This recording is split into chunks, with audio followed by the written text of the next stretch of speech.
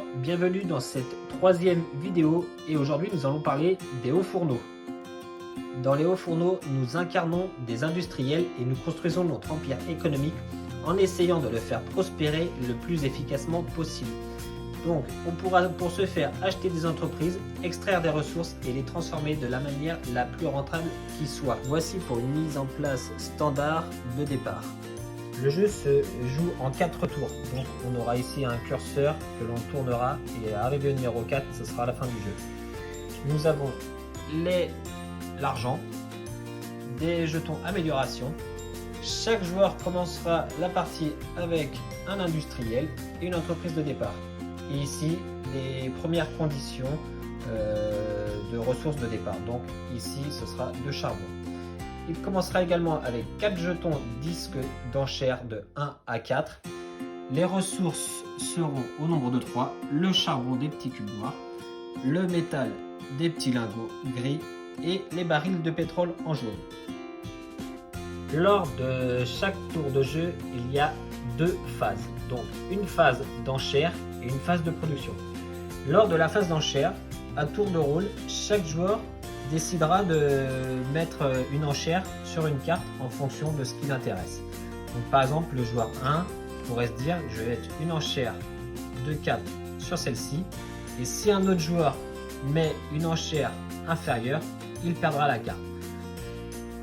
Petite précision pour la phase d'enchère, il ne peut pas y avoir sur une même carte 2 jetons de même couleur et 2 jetons de valeur identique. Afin de déterminer comment sont gagnées les cartes lors de la phase d'enchère, on va procéder de gauche à droite. Donc pour celle-ci par exemple, celui qui aura la plus grosse enchère remportera la carte, mais ceux qui n'auront pas gagné l'enchère auront un petit effet de compensation indiqué comme ici. À la fin de la phase d'enchère, certains auront donc gagné des ressources et d'autres des cartes qu'ils pourront produire. La deuxième phase consiste en la phase de production. Donc chaque joueur disposera devant lui les cartes qu'il aura acquises durant la phase d'enchère. Il y aura tout d'abord sa carte de départ, puis par exemple les 2 que j'aurai acquises. Je choisis l'ordre dans lequel je souhaite les mettre. Donc par exemple, alors là la carte de départ, ce sera la seule qui vous permettra d'améliorer une carte, sachant que les faces améliorées, il faudra les retourner, comme celle-ci. Et du coup, ça vous donnera des ressources supplémentaires et le moyen d'acquérir le plus d'argent.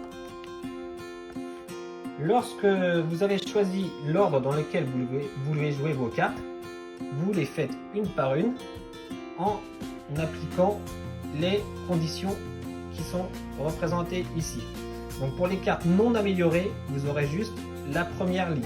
On voit que celles-ci sont un peu grisées. Et si vous améliorez vos cartes, vous pourrez avoir ces 2 conditions d'amélioration. Par exemple ici, si je choisis cet ordre, alors pour ma première carte de départ, je gagne un jeton amélioration ici. Si j'ai les ressources nécessaires, par exemple pour 3 charbons, je gagne 4 pièces. Ensuite, ma carte de départ, si j'ai un jeton amélioration et un charbon, elle me permet de pouvoir retourner une carte et donc de bénéficier de sa face améliorée. Celle-ci étant faite, nous passons aux cartes suivantes. Un fer me permettrait de gagner 4 charbons et un jeton amélioration me permet de gagner 5 pièces. Et je peux faire ceci 2 fois. Vous passez ensuite à la prochaine carte et à la fin, c'est la fin de votre tour de jeu. À la fin des 4 manches, celui qui aura su au mieux gérer ses entreprises et donc gagner le plus d'argent sera désigné le vainqueur car il sera le plus riche. Les hauts fourneaux, un bon jeu de gestion de cartes et d'enchères, simple et efficace.